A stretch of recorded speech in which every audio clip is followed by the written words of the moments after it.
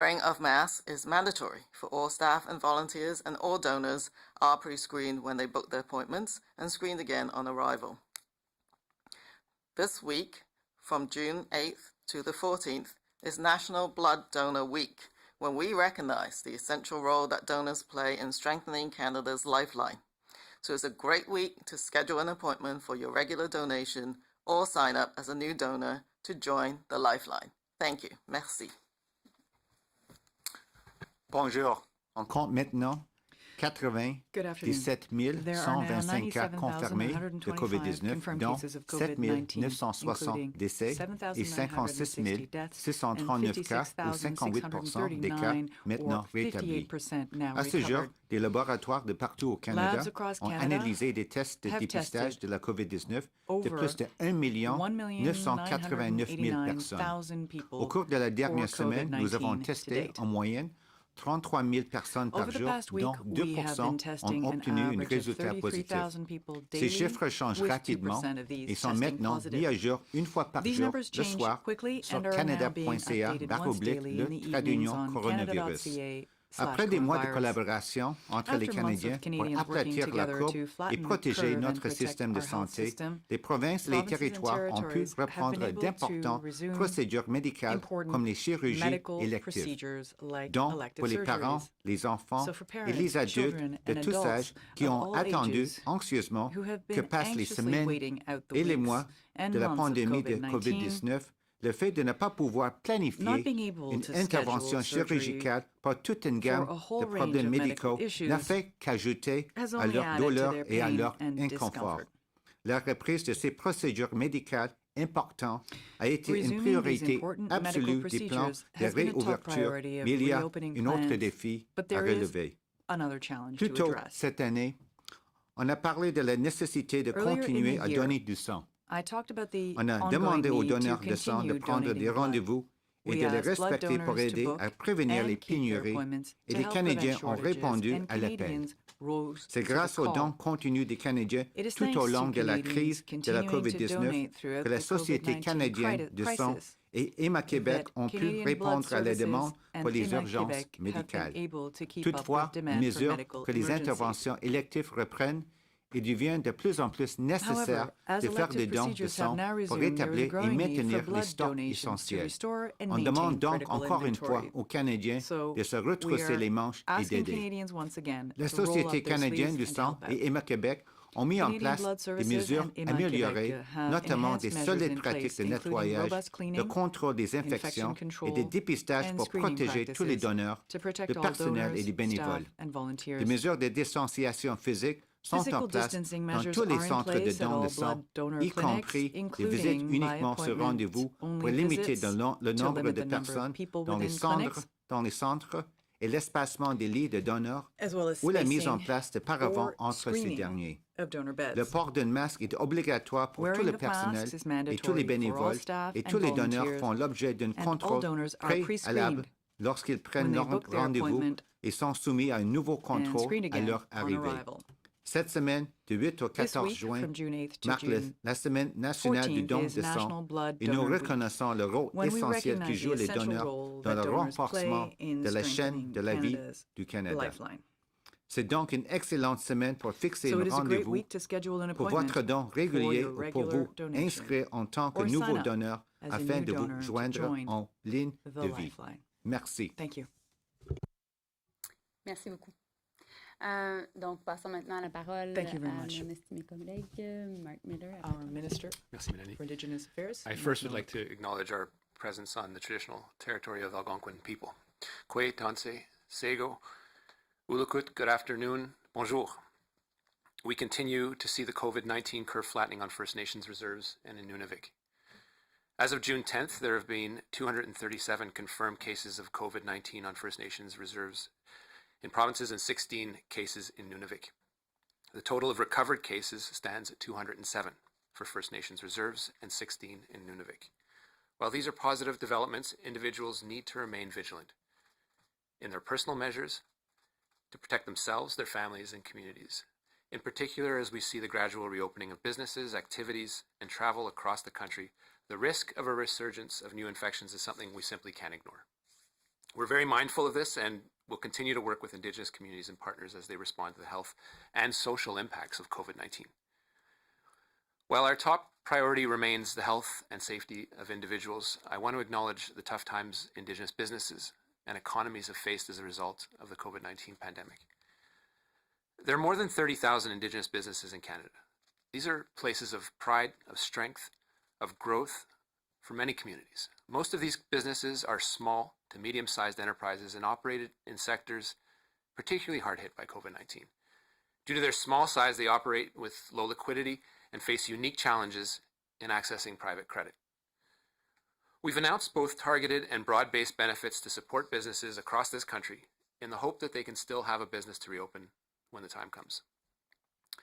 In response to the specific needs of Indigenous businesses, on April 18th, we announced $306.8 million in funding to small and medium-sized businesses that work within the network of Aboriginal financial institutions across Canada. This funding is providing interest-free loans and non-repayable contributions to small and medium-sized Indigenous businesses to address the immediate financial impacts of the pandemic. But we recognize that there are still gaps that need to be addressed to ensure that no Indigenous business, First Nation, Inuit, or Métis slips through the cracks. And that's why today I'm pleased to announce an additional $133 million in new support for Indigenous businesses. This new funding includes $16 million to support the Indigenous tourism industry through the Indigenous Tourism Association of Canada. This will help sustain and stabilize approximately 640 Indigenous tourism businesses by providing non-repayable grants of up to $25,000. As we transition into the summer months, the tourism sector will continue to feel the impact of this pandemic. It's particularly hard hit. And we want to support all that they do to show off some of the best that this country has to offer. Ce nouveau financement comprend 16 millions de dollars pour soutenir l'industrie touristique autochtone par le biais de l'Association touristique autochtone du Canada. Ce financement contribuera à soutenir et à stabiliser environ 140 entreprises touristiques autochtones en offrant des subventions non remboursables pouvant atteindre $25 000. Alors que nous débutons la saison estivale, le secteur du tourisme continuera de ressentir l'impact de cette pandémie. Nous voulons nous assurer de soutenir ce secteur essentiel afin que les organisations autochtones de partout au Canada puissent offrir une variété d'activités qui mettront en valeur leur patrimoine, leur culture et leur milieu de vie. This targeted funding will help Indigenous tourism businesses weather COVID-19 by supporting businesses as they seek out new ways of operating in a changed world. The Indigenous Tourism Association of Canada is already doing vital work to support the Indigenous tourism sector through these difficult times. This funding is expected to roll out in the coming weeks so that they can ramp up their work and support more Indigenous tourism operators from coast to coast to coast.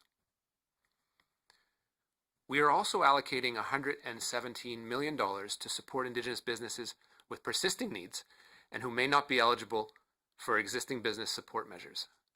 We know that just like in all communities across Canada, Indigenous businesses are vital. They are vital to the economic health and development of communities. They are vital to the industrial sectors in which they operate, and they will play a vital role in Canada's recovery from this crisis. We want to make sure that they are still there on the other side of this pandemic. This funding will seek to meet needs. For example, communities could use this funding to assist micro-entrepreneurs, including home-based businesses and essential economic activities such as hunters and artisans who are ineligible for mainstream measures. Funding could be used for various activities such as community economic development services, capacity building, planning, and retrofitting of businesses for reopening. More information on the rollout of these measures will be available in due course. We will also continue to engage with other government departments, provincial and territorial governments, as well as Indigenous leadership to ensure that we fill gaps, meet ongoing needs, and hopefully position all sectors of this economy so that they are able to make a full recovery. Le soutien des peuples autochtones au Canada est une responsabilité partagée entre le gouvernement fédéral, les gouvernements provinciaux et territoriaux et les partenaires autochtones. Faire progresser la réconciliation signifie changer les lois, les politiques et les pratiques coloniales et s'attaquer à leurs impacts sur la vie des peuples autochtones. Je m'engage à bâtir une relation renouvelée, fondée sur la reconnaissance de ces droits, le respect, la coopération et le partenariat, et à veiller à ce que les communautés autochtones reçoivent les soins et le soutien dont elles ont besoin quand elles en ont besoin. As we look ahead with cautious optimism, I want to assure everyone that our priority remains supporting Indigenous leaders as they work to protect the health, safety, and prosperity of communities. Miigwech, Marci Cho, Nakomik, thank you, merci à tous. Merci, Marc. En effet, des bonnes nouvelles. Thank you, Marc. Des bonnes nouvelles parce qu'on sait que le secteur touristique est vraiment durement frappé par la pandémie, en particulier le secteur du tourisme autochtone. Et c'est pour ça qu'on a pris plusieurs mesures pour aider les entreprises, particulièrement les entreprises autochtones, à garder leurs employés, à gérer leur liquidité et en même temps faire face à d'autres coûts fixes. Canada's tourism sector has been hard hit by the pandemic and the economic crisis. Just before the beginning of the pandemic, we were looking at, again, record-breaking years, another record-breaking year, and the sector was growing by 3.5% per year, and of the tourism sector, the sector that was even most, growing the most was actually Indigenous tourism. And so the reality is also that many of these Indigenous tourism business are new and therefore more vulnerable. And that's why I wanted to commend my colleague for this new funding of $16 million. This has been an ask on the part of the Indigenous Tourism Association of Canada and his president, Keith Henry, and I'm convinced they will be delighted because definitely help needs to be there for these businesses, and we need to make sure that we're able to help them survive this pandemic, this economic crisis, and meet them on the other side of the bridge when this is over. So let's now take questions. Yes, Madame la Ministre, c'est ce qui commence la conférence de presse. I would just remind you that we stick to one question, one follow-up, and we'll start to the phone, please. Operator. Merci, thank you. Please press star 1 at this time if you have a question. Veuillez s'il vous plaît appuyer sur étoile 1 maintenant pour poser une question. The first question is from Lee Bertium from the Canadian Press. Please go ahead. Yes, thank you. This question is for Dr. Tam. Many people are calling for an end to the blood donation ban on men who have sex with men and trans women. What is the scientific reason for this ban still existing, and why is Canada still banning this practice when many other countries have lifted their bans?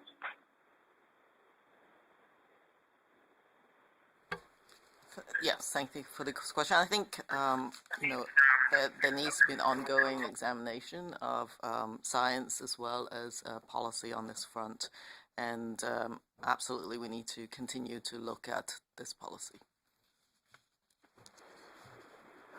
Thank you. Paula? And with hindsight, do you regret telling people not to wear masks initially? And was that advice really grounded in public health expertise or in fears that there would not be enough masks for the frontline people if people ran out to buy them? I think with a novel coronavirus, we're always learning more and more about the virus itself. I think since the beginning, we've always asked people to cover the coughs or put a mask over someone who is sick. And around as the science evolved, it became more evident that pre-symptomatic people who haven't yet developed symptoms but is about to, and asymptomatic people can transmit this virus. So with the evolving science, the recommendation evolved, and so together with the other Chief Medical Officer of Health, we re-examined the science at the time and recommended the use of non-medical masks or facial coverings for the general public in settings where you can't keep the 2-meter physical distancing. We were very careful to remind Canadians that this is just one additional layer of protection, and it does not substitute for the core fundamental public health measures, including the physical distancing, staying home if you're sick, hand washing, and all the other measures, and that you have to check in with the local public health in terms of what the transmission of the virus is like in your community. So, so listen to your local public health from the perspective of what you need to do. But science continues to evolve, and we will continue to examine the recommendations on non-medical mask use of facial covering. I'm sure we may not see the end of our recommendations, and we need to keep an open mind on this. Thank you, Doctor. Yes, Dr. New, I would just add to what Dr. Tam has said is that, Canada is not alone. Certainly, as the science has evolved, it's countries around the world exchanging their experiencing and what's happened. And so certainly the evolution in terms of the recommendation in terms of the use of facial coverings has not been sort of unique to Canada. Look what's happening in the United States and Europe and other countries. So certainly Dr. Tam, in terms of what she said, it's been consistent with how the science has evolved and also what's been happening throughout the world. Thank you. Thank you, doctors. We'll go for one last question on the phone. Thank you. The next question is from Sharon Kirky from National Post. Please go ahead. Hi, thanks for taking my question. Dr. Tam, sort of following up on the face masks. The World Health Organization said this week that its Infection Prevention Control Network is discussing face shields. And a University of Iowa team recently reported sort of the benefits of face shields over face masks, and they're urging sort of their adoption. I'm wondering your thoughts about the benefits of face shields or even goggles with masks for the public to help curb COVID-19 spread. I mean, should we be concerned about our eyes?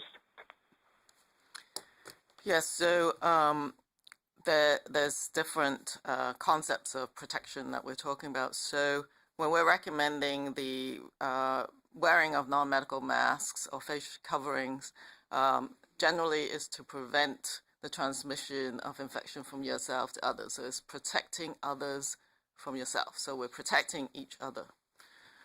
If you're looking at vulnerable populations in particular and you're trying to protect the individual, then it is important to cover your eyes, because that's one area of your body where the virus, if you happen to encounter the respiratory droplet right next to you and it lands in your eye, that is a potential risk. So wearing goggles or face shield can sort of increase a layer of protection for the protection of the individual.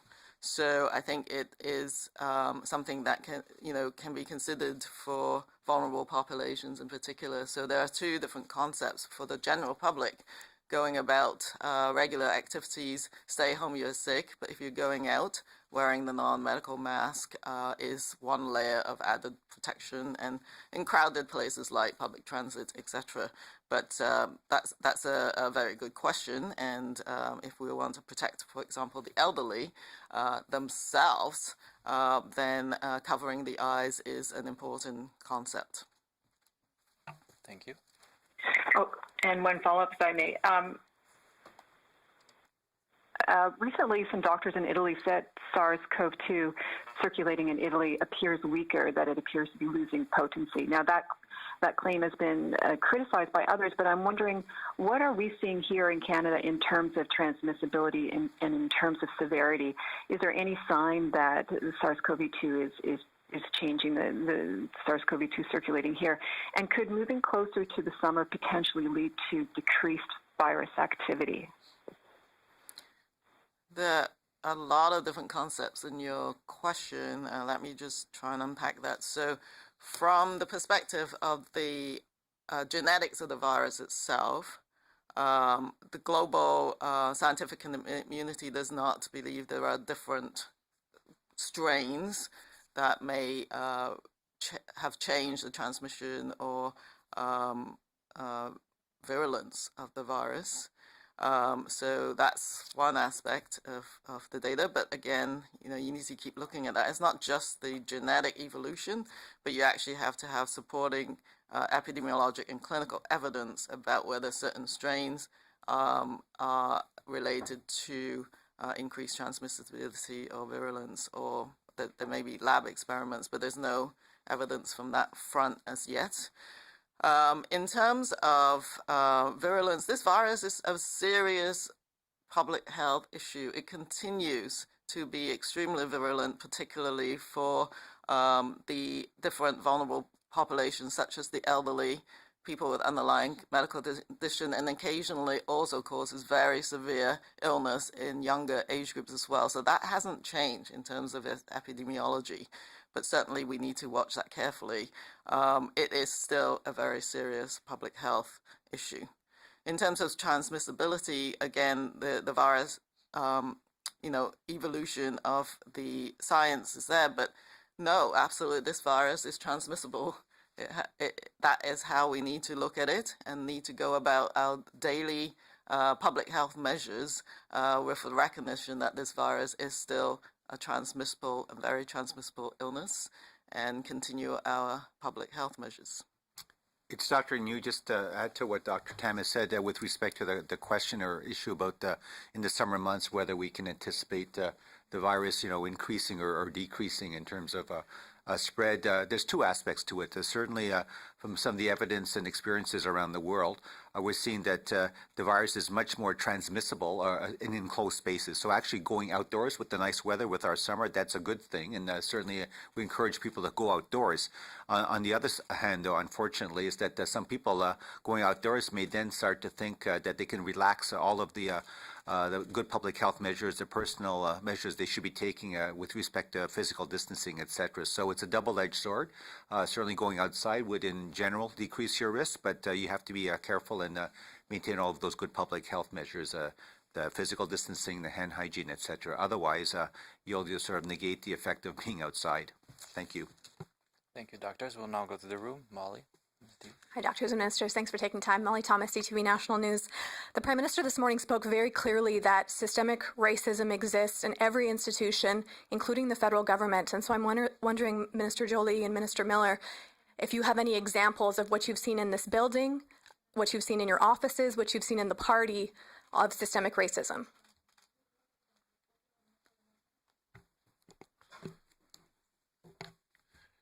Molly, look, that is an excellent question, Molly, and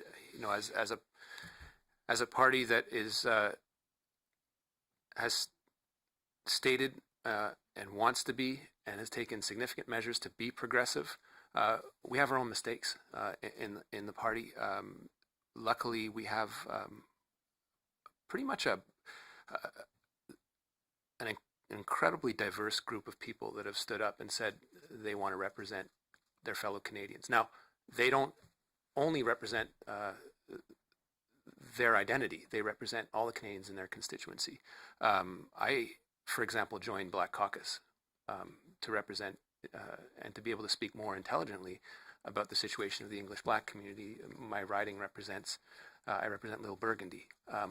It has been an eye-opening experience. And more often than not, my place is not to talk, but to listen. Some of the experiences that I hear from colleagues, the experiences I learned from Selena Caesar Chavan, from Greg Fergus, from Emmanuel, from Bardish. They've altered my way of thinking and had me re-examine a lot of views that I had, and I think Melanie would say the same.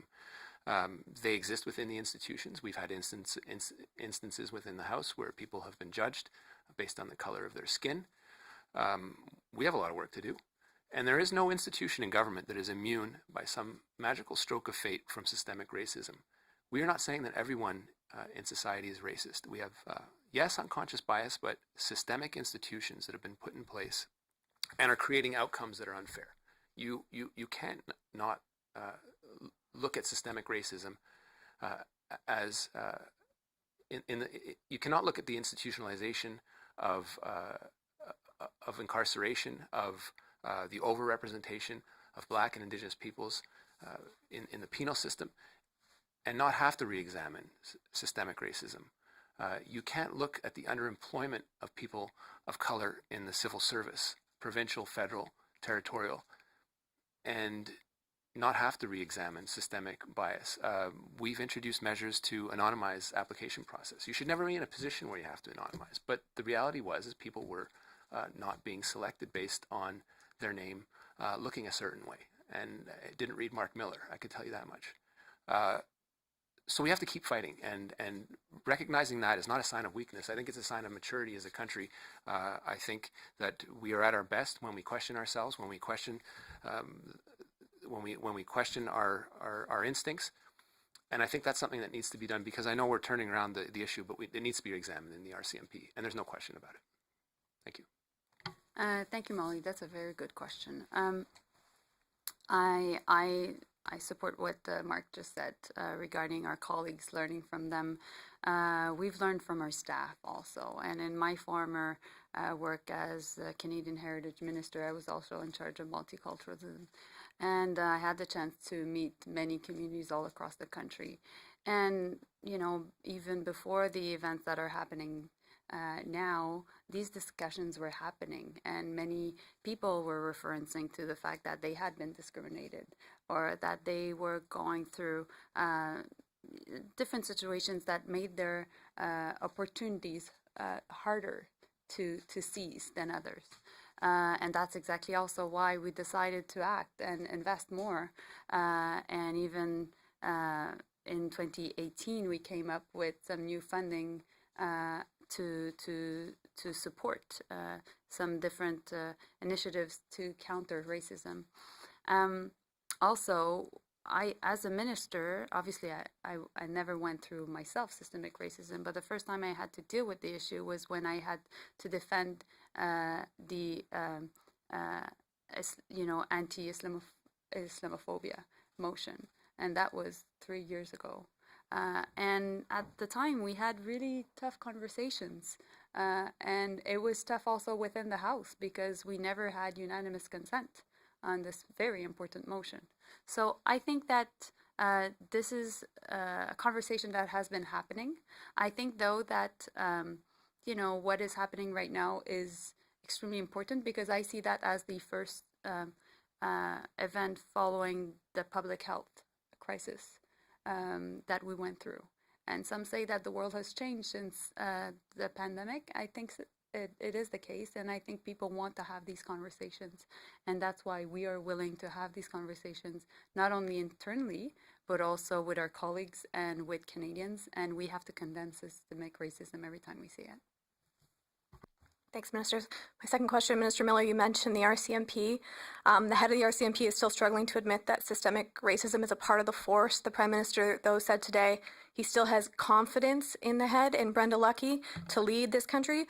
Why should First Nations people, I mean the people you represent, trust the system if the system of police doesn't even acknowledge the problem that disproportionately affects them?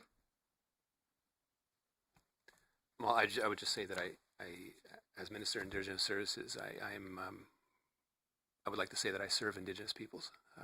I don't represent them, and I don't speak for them.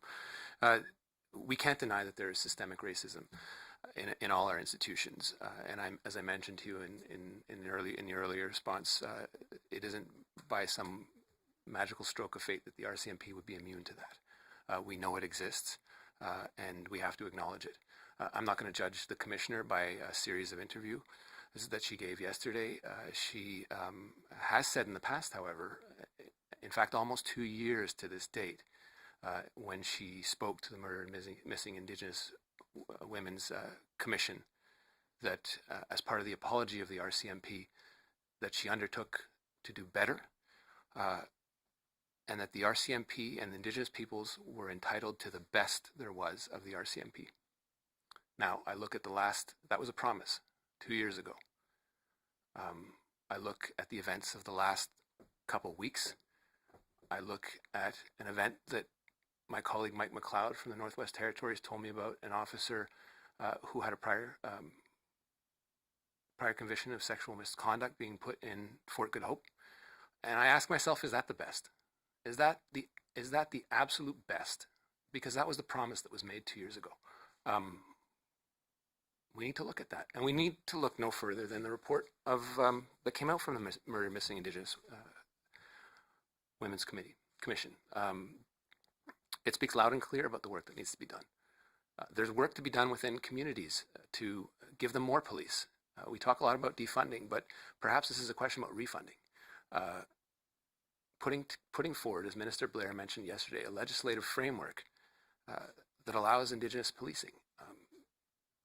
I look at a number of communities where, as a percentage of the population compared to non-Indigenous peoples, there is an overrepresentation of people that is served in the armed forces, that is served in the RCMP and various regional police forces, yet they don't themselves have their own policing community. That's not on the RCMP, that's on government. And it's something that we need to move forward on. And we need to look no further than that report when we need to move on it. We have moved as interim measures. We continue to move on a number of the recommendations, but that's a very important one to move on to recognize, because if you want to encourage nationhood, self-determination, you allow people control and safety and security over their people, and the direct repercussion of that is more women are safe. And so those are my reflections. There's work to be done in the short term. In the short term, we do not condone, and we need to punish bad behavior. We need to allow independent investigations to be truly independent and to move forward. We need to move in the medium term on ensuring that there's proper policing. People are observing their oaths, respecting them. They took an oath, and many of them are very proud to exercise that function on a day-to-day basis, serving Canadians and Indigenous peoples living in Canada. And on the long term, medium to long term, re-examining those institutions, constantly question the issues of systemic racism in institutions that hold exceptional powers of life and death. And with exceptional powers come exceptional responsibilities. Thank you. We'll now go to Ashley Burke from CBC. Minister Miller, is it a problem that the Commissioner of the RCMP doesn't seem to know the definition of systemic racism, and what does that say about the organization? As I said, I will not judge the Commissioner on a series of interviews that she made. Yesterday, I'll judge her on the promises that she made to Indigenous peoples when it comes to my portfolio. We must acknowledge, the government has acknowledged, that there is institutional racism in Canada. The RCMP is not immune, nor is any organization, and that re-examination requires a tremendous amount of education and self-awareness, frankly. We need to listen to those voices who have experienced it.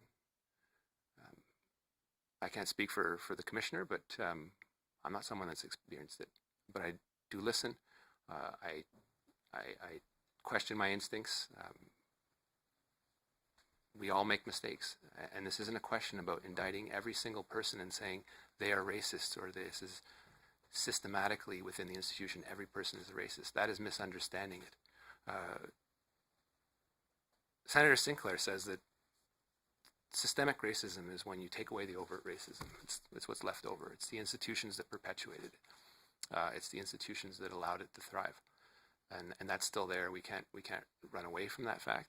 And indeed, it's a sign of maturity to be able to say, yes, we're wrong.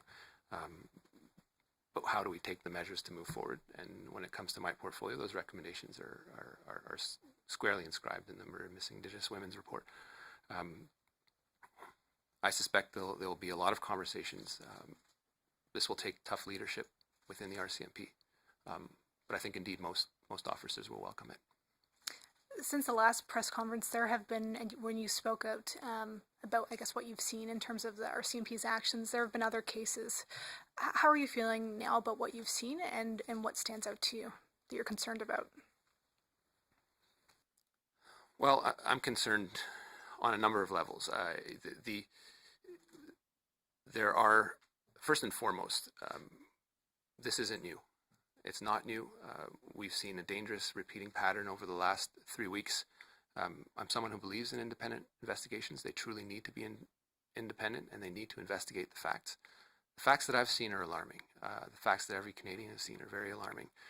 And when we talk about punishing bad behavior, we're talking about, yes, the effects of systemic racism, but there's bad behavior, and people took oaths. They need to respect them. Hard stop. And if they don't want to, there's a door and they can take it. When we talk about systemic racism and the impact on communities, that's another discussion that needs to be had, yes, in the short term, but medium term and long term discussions. We've had them at Cabinet. We need to be able to allow an environment that doesn't reward bad behavior, doesn't turn a blind eye to bad behavior, indeed acknowledges and turns up, points out unconscious bias, that means more representation within the forces. When it comes to Indigenous communities on reserve, as I mentioned earlier, more police, policing in the proper way, re-examining what the police do, their various roles that they play. We talk about their roles within the context of wellness checks. We talk about people talk about the militarization of police forces. There are various aspects that can't be fixed overnight, but we need to address them quickly. In terms of the Murder Missing Indigenous Women's Report, legislative framework to circumscribe Indigenous policing. It's one of the main important recommendations coming out of the inquiry. Minister Blair has undertaken to move on it. It's in my mandate letter as well as his. These are lessons that we constantly need to reflect on and move on, both in the short term, medium term, and long term. We need to have some serious conversations within government. You have national leaders, Luki Kotir, one of the Inuit leaders, calling it out. Perry Bellegarde, the national chief, has called it out. I don't think it's necessarily going to be the most positive conversation, but these are painful conversations that we have to have as a country. I believe that it is a sign of maturity to be able to point out your flaws so that you can move on in a proper way. The parallels that I've seen in Indigenous communities testify to the incredible allyship that the Indigenous communities have with the Black community. Very few have been pointing out their own issues, and the parallels are strikingly similar, but they stand in solidarity with against anti-Black racism. And that's a real testament to allyship. But we can't ignore in Canada that exists within the Indigenous communities. And the outcomes that you see in the penal system, the outcomes you see across society are a result of systemic racism, and we can't hide from it. Thank you, Minister. We'll now go to Dylan Robertson from the Winnipeg Free Press, and then we'll go back to the phone for 2 last questions. Hi, I have 2 questions for Dr. Tam about COVID testing, not about antibodies. I'm curious how you feel about randomized testing. As provinces open up, most are only testing suspected cases. Is it a waste of resources to be testing a broader swath of people? It seems like some other countries are doing that. Yes, so again, together with the other Chief Medical Officers of Health, we discussed what is the testing strategy going forwards now that we're sort of coming down the curve on the pandemic at the moment. So again, I think the priority is put on people with symptoms, any symptoms, even mild ones. That is still the priority. But expanding that so that there's more access to people in the population, so that we can jump on the cases, trace contacts, and eliminate any sparks of or chains of transmission. So then we also discuss the testing of people without symptoms. And the priority is still if you think you may have been exposed. So those who are contacts, absolutely in vulnerable settings like long-term care settings, correctional facilities, crowded congregate living or working conditions, those settings where we've seen outbreaks. Essentially, you have to have a very low threshold for testing, both not just the symptomatic, but if you detect even one case, to widen the net of testing to include the asymptomatic peoples. Some people are also unable to tell you if they have symptoms, for example. And also, I think what we have also framed is the testing as part of surveillance and pilot testing in different populations. So I think what you're talking about may fit into that category, where different jurisdictions are looking at testing in community settings.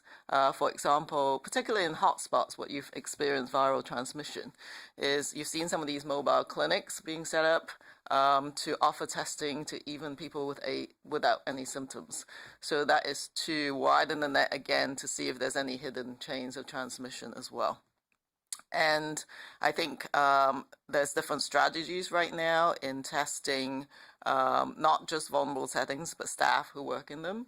So repeat testing for those who work in long-term care, for example, and different vulnerable settings is part of some of the testing strategies.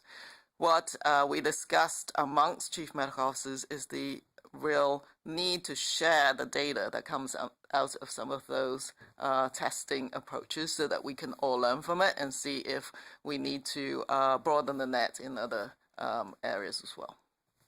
And you kind of touched on this, but I'm wondering if you could expand a bit more, Doctor, on the testing specific groups. For example, we've had truck drivers testing positive. I'm not aware of any sort of truck stop testing where we're just testing people in general or at the border, and I'm curious if that's useful or a waste of resources. I think some of these approaches are actually being actively discussed right now. So different jurisdictions are considering some of these, and we'll probably hear about some of that in the coming weeks as well. As you know, as the cases come down, attention is turning to, well, what methodologies could they have, and maybe focusing on populations that may have increased mixing with different populations. Certainly focusing on looking at reducing any risk from the importation of cases. And so for populations that are coming across the borders, etc., some of these are now being discussed. Some of you may have heard about illnesses that are appearing in the agricultural sector, for example. So there's active discussions into how do we now maybe provide that testing more widely, recognizing that some of the workers may not recognize symptoms, may be living in crowded conditions, may also be worried about disclosing their symptoms as well. So I think one of my key messages that we just talked about racism, stigma and discrimination has to be looked at very carefully. So if you were testing certain populations, be sure to ensure that you support different populations, support people who are testing positive. Otherwise, you won't get people coming in for testing, and that's important for essentially doing the work in detecting the cases. So that might be some of the issues that we're dealing with as well now, is making sure that people recognize the importance of testing if you have even mild symptoms, but also do not stigmatize people who test positive, but support them from recovery and provide the right conditions for them to isolate and reduce transmission to others. Thank you, Doctor. We'll now go to the phone for the last two questions. Thank you. Merci. The next question, la prochaine question, is from Yasmin Mehdi from Radio Canada. Please go ahead. Bonjour, Monsieur Miller. Dans les derniers jours, on a vu des statues de marchands d'esclaves déboulonnés au Royaume-Uni, en Belgique, aux États-Unis aussi. Ça a été le cas ici par le passé. Alors, est-ce qu'il y aurait lieu, selon vous, d'avoir une réflexion au Canada sur ces statues et sur les noms de rue, par exemple, qui sont associés à des personnages historiques qui ont eu des liens avec l'esclavagisme ou avec la violence contre les Autochtones? Refer to these types of individuals. So what do you say about that and violence against Indigenous people?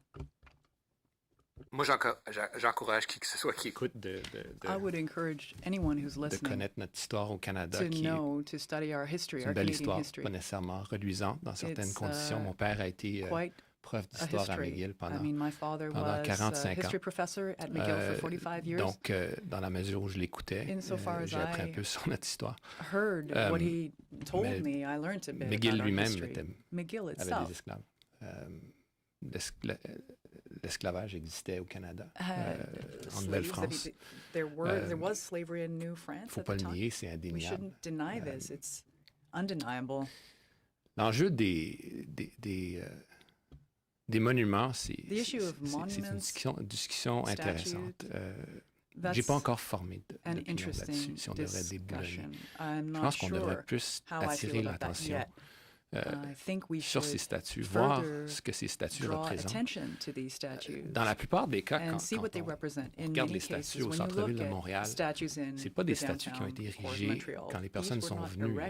C'est des statues qui ont été érigées des centaines d'années après pour créer la notion de nation, pour une certaine fierté. Il y a un certain mythe là-dedans. a sense of a nationhood. There's a mythical component question to de this. réexaminer nos mythes, réexaminer l'histoire du Canada, voir la perspective des Autochtones qui se présentent devant une statue puis voient une personne décrite comme étant autochtone qui se fait tirer dessus. Là. Ça existe à Montréal, ça existe partout. Donc, moi, j'encourage à qui que ce soit de connaître l'histoire du Canada, surtout durant ce mois-ci, qui est le mois de l'histoire des Autochtones. C'est des livres à lire. C'est des livres qui vont vous ouvrir les yeux. Alors, je ne prendrai pas position sur pro-boulons, contre les boulons, etc. Mais j'invite les gens à examiner ce que ces statues représentent, de se questionner. C'est important comme façon de le faire. Comme je l'ai dit en anglais, c'est une question de maturité, de questionner, de se questionner, puis de s'auto-questionner. Désolé pour la réponse philosophie de Sorry for this philosophical answer to your question. Mais c'est ma réponse. That's my answer. Look, I think I believe in the reporter asked me a question about what we're doing with statues, and I represent downtown Montreal, which is one of the oldest parts of Canada. In terms of people that came here, obviously, it has a number of statues. The John A. Macdonald statue is often covered in various shades of paint. He's one of the founding prime ministers of Canada. I'm thinking about it. My dad was a history prof at McGill for 45 years. McGill himself was a slave owner. Slavery existed in Canada. It existed in New France. We can't deny it. We can't escape from it.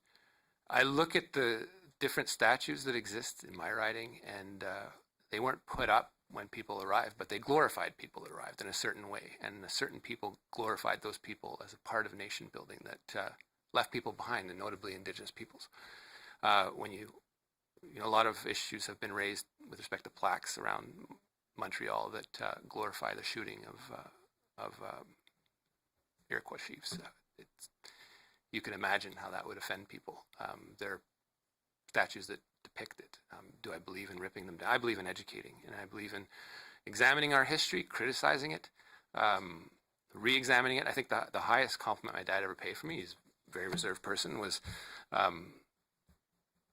wish I could go back and teach Canadian history the way I'm learning it now. And he taught it for 45 years. And for someone to say something like that, no one knows my dad, but for someone to say that is sobering, because we always have to re-examine our history, educate ourselves. If we're blind to the past, we're blind to the future. Thank you, Minister. On va retourner au téléphone pour le suivi. Oui, et ma deuxième question serait pour Mme Joly par rapport aux 14 milliards de dollars qui ont été annoncés pour aider les provinces. Le premier ministre a répété aujourd'hui que ce ne serait pas un chèque en blanc. Pourquoi est-ce que votre gouvernement insiste sur les transferts ciblés? Pourquoi ne pas simplement donner l'argent aux provinces et les laisser gérer elles-mêmes ces sommes comme elles le souhaitent?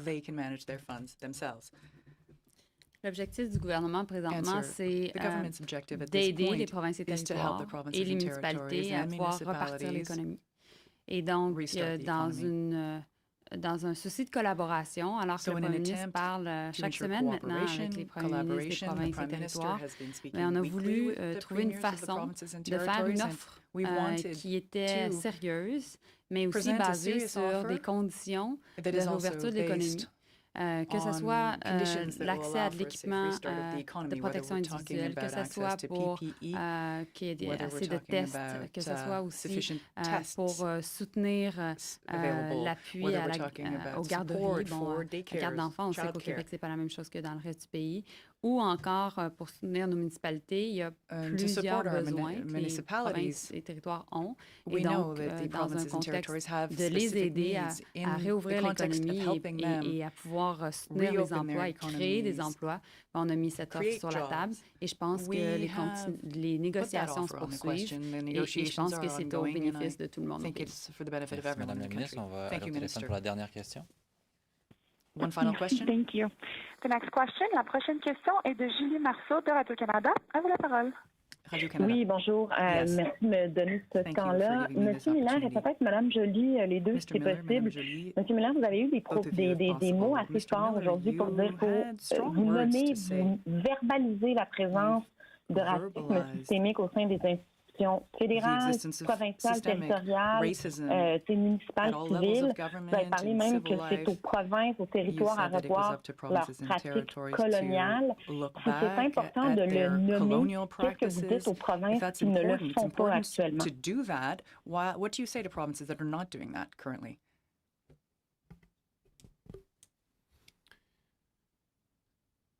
Écoutez, merci Julie pour la question.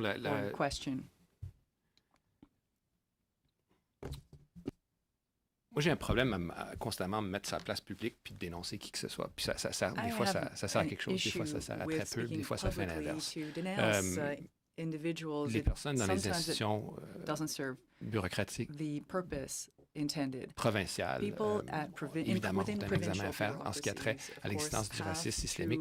Comme je l'ai dit, la définition du sénateur Sinclair est apte. Le racisme, la discrimination systémique, ça existe quand a good definition of systemic racism. It's basically what's left over when you deal, once you've dealt with overt racism. Institutionnalisé dans les systèmes, it's basically something that is institutionalized qui existent dans les provinces et les territoires. Is it within the democratic system in the provinces and territories? On le voit dans la sous-représentation des communautés ethniques, par exemple, dans plusieurs institutions de ma propre province. Une question de nier, mais le réexamen, c'est pas une question de pointer qui que ce soit du doigt puis les accuser. Really examining these issues doesn't mean I'm pointing anyone out specifically, accusing anyone of anything. Gros travail d'éducation dans tout ceci. Et je pense que c'est ce qui désole les gens qui veulent du changement du jour au lendemain, c'est que l'éducation, ça prend du temps. La sensibilisation, ça prend du temps. Évidemment, les gens sont sensibles parce qu'ils se sentent visés. Mais ce qu'on a pu voir à travers toutes les démonstrations, à travers notamment le Québec, parce que c'est la province que je connais le mieux, c'est que les jeunes sont en chef de file à nous sensibiliser au phénomène, à nous faire questionner, même les gens qui pensent à l'avant-plan de leur propre connaissance sur le racisme systémique. They have a clear picture of systemic racism. I think we can say that young people are telling us. Ma réflexion, c'est tôt ou tard, ça va se savoir, c'est une question de temps. Et donc, continuons le débat. One day, this will come to the fore. It's important to have a debate. We're a pluralistic, democratic society. It's important to be able to express our views. Let's do that. And let's move forward together as a society. Thank you, Minister Miller. A follow-up question? Si c'est possible. Ministre Joly. Dimanche passé, j'étais à la marche à Montréal avec des collègues, notamment Emmanuel Dubourg. Je pense que le fait d'être présent envoie en soi un message qu'on est à l'écoute et que la question du racisme partout à travers le pays, elle est discutée, elle est non seulement discutée, mais elle est dans les priorités qui sont discutées dans nos cuisines, puis dans nos... around the kitchen table au sein de nos familles. Within our families. Et puis c'est un mouvement qui a lieu, puis on doit en prendre acte. Et c'est important que non seulement on en prenne acte, mais qu'on agisse. Maintenant, je vais prendre mon chapeau de ministre du Développement économique. Je suis très consciente que comme ministre en charge de maintenir des emplois dans une économie difficile, ou aussi en créer, tout passe par le fait que les personnes issues de différentes communautés puissent avoir accès à des opportunités et que c'est au cœur même des choix qui s'offrent et à leurs enfants. Et c'est certainement une des priorités au cœur de mon mandat, alors que je suis en charge du développement économique régional.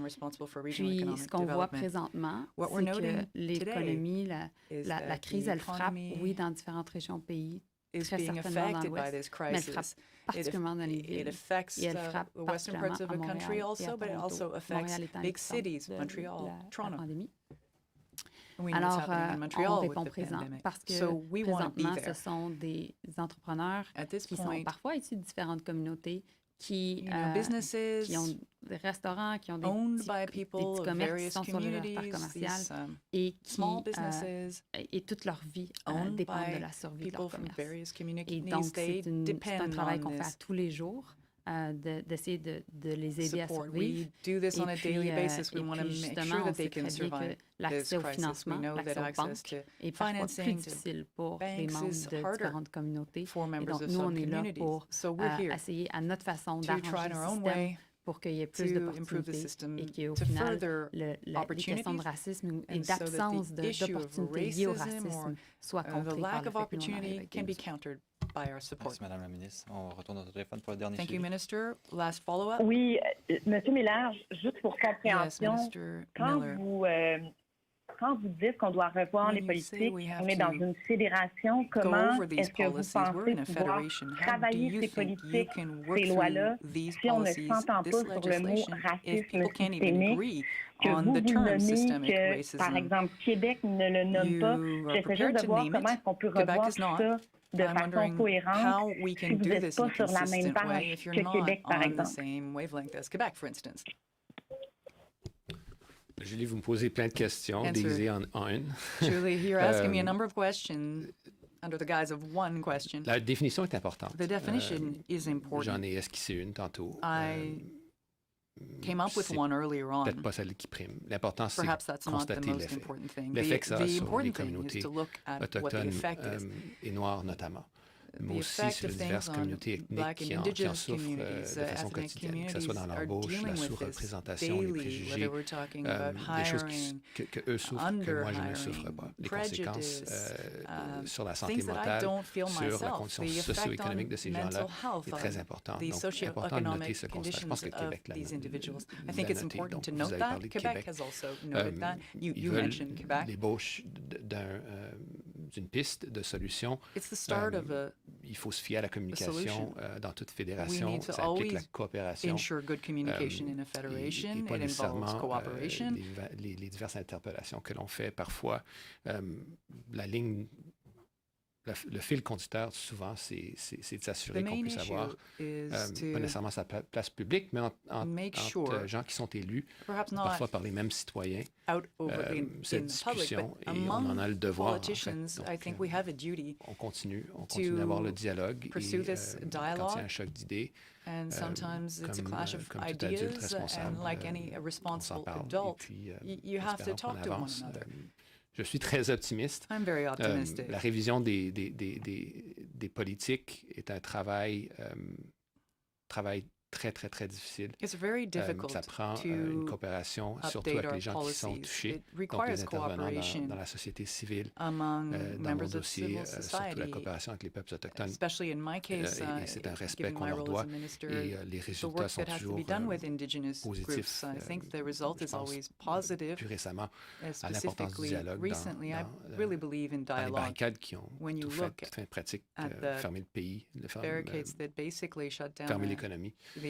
Et c'est qu'en faisant un dialogue ouvert, mature, qu'on a pu aller de l'avant. Mais c'est une différence qui n'aurait pas nécessairement été le cas il y a 30 ans. Et je pense qu'on devrait tous en être fiers. Merci, M. le ministre. C'est ce qui met fin à la conférence de presse aujourd'hui. Merci.